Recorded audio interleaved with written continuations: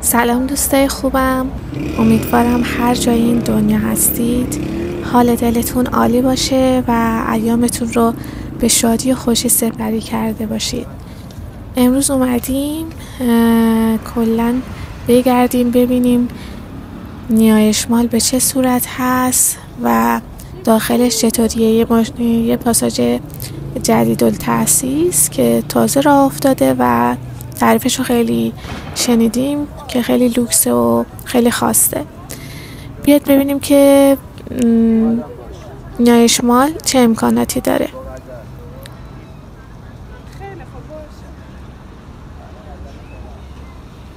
اینجا علاوه فروشگاه تعداد زیادی رستوران و کافه و چند تا سالن سینما، باشگاه ورزشی و سالن همایش و اینا هم وجود داره داخلش. 8 طبقه پارکینگ داره و توی هر طبقه سرویس بهداشتی هم وجود داره. برندهای معروف مثل دیوید جونز، کیکیریکی، خیلی از برندهای مختلف اینجا فروشگاه دارن و ارائه خدمت میکنن. داخلش هم یه شهربازی سرپوشیده است و یه طبقهش هم کامل فودکورت هست و طبقه پایینش هم کلن چیزایی مثل دسرتور و اینجور چیزا، کافی شاپی وجود داره. توی پشت بومش هم یه چیز جالبی که وجود داشت این بود که توی پشت بوم یه باشگاه ورزشی بزرگ وجود داره.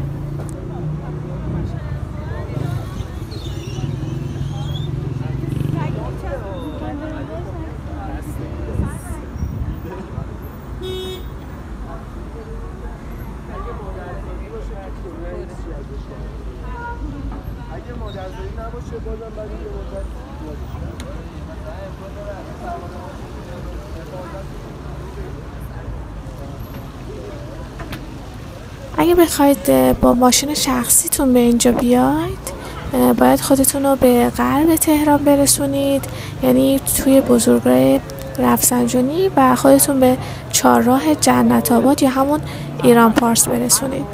اگه هم بخواید از طریق مترو به اینجا بیاید باید مترو صادقیه رو پیاده بشید و از اونجا با تاکسی‌های ایران پارس خودتون رو به اینجا برسونید. بریم ببینیم که داخل اینجا چه خبره.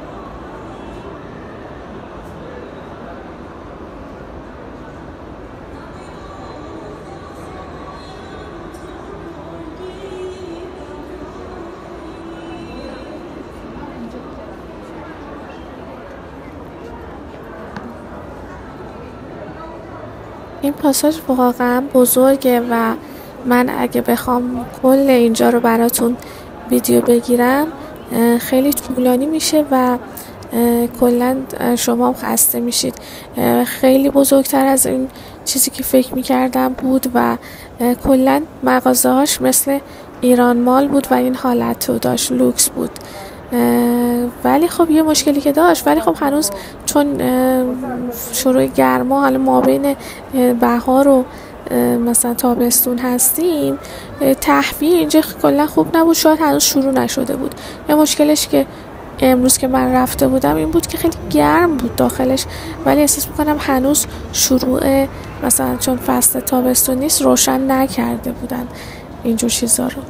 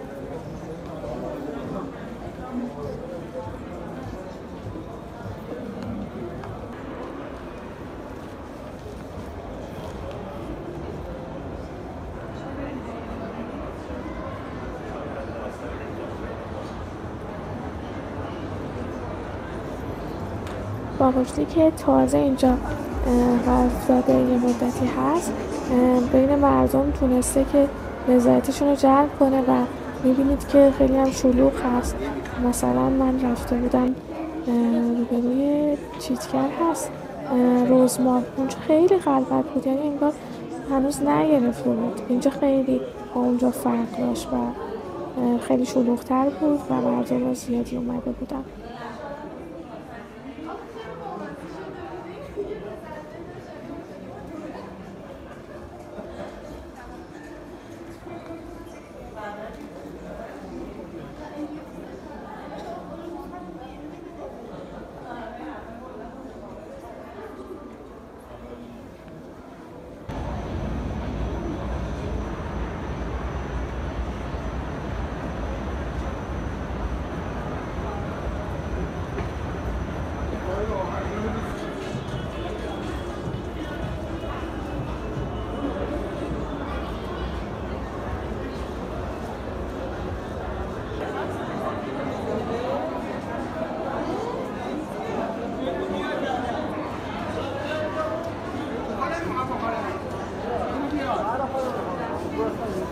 خب رسیدیم به جای خوشمزه ویدیو که فودکورت هست و همیشه فودکورت ها شلوغه و متقاضی زیاد داره. کلا اینجا هم بازم همین وضعیت رو داشتیم که شلوغ بود و قیمت هم به نسبت جای دیگه همون قیمت جاهای دیگه که مثلا عرف هست خیلی گرون نبود، متوسط رو به بالا. و اینکه بریم ببینیم که داخلش چطوریه. من سریع ولی عبور کردم.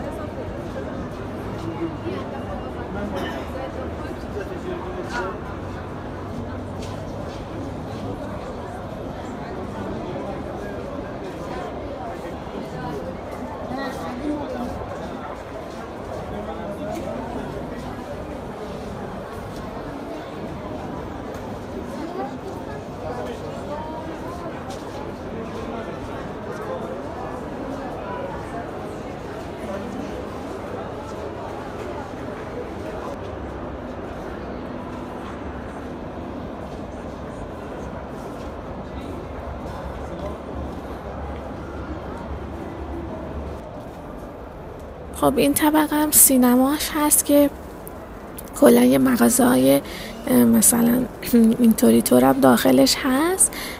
چند تا هم کافی شاپ هم داخلش وجود داره که میتونید بعد از سینما اونجا مراجعه کنید. تم قرمز رنگی داشت که جای دیگه اینجوری ندیده بودم. فضاش بد نبود، فقط یه عیبی که داشت و من خوشم نیومد این بود که صندلیاش برای نشستن خیلی با کیفیت نبودن و اینجور تو دیوار تعبیه شده بودن و مردم خیلی مثلا خاص، یعنی راحت داخلش نشسته بودن. حالا جلوتر میبینید جوونا نشستن داخلش. همین این صندلی رو اینجا میبینید، مثلا صندلیه همینجور داخل دیوار رو سوراخ کردن، مثلا یه تکیهگاه معمولی گذاشتن که برن داخل.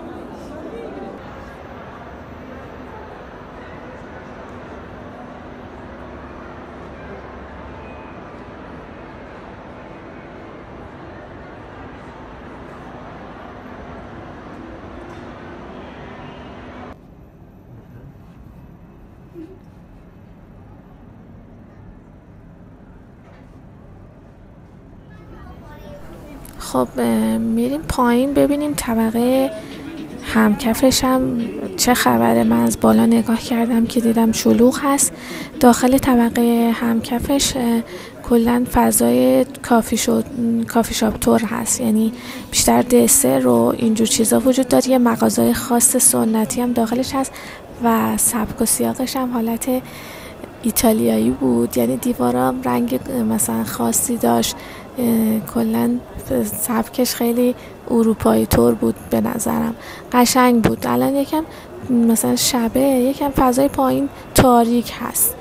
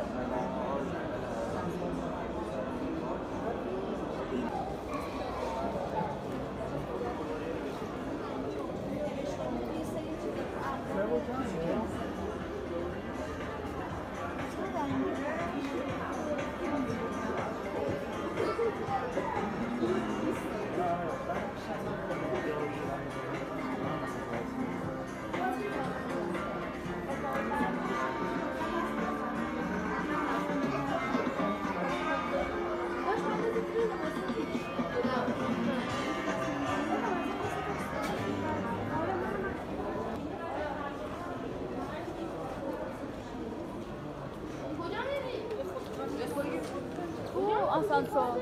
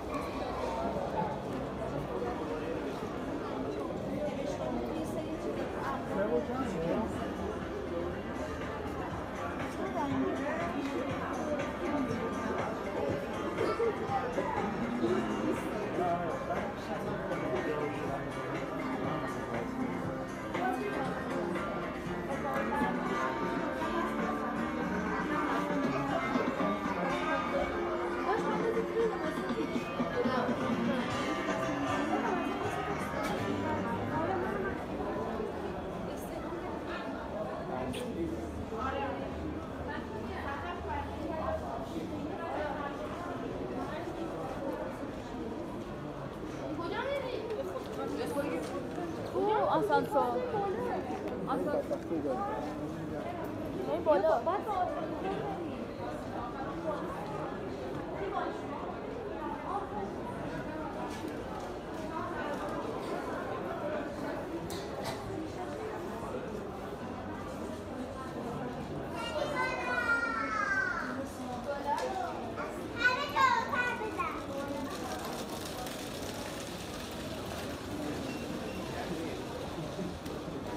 بیا واسه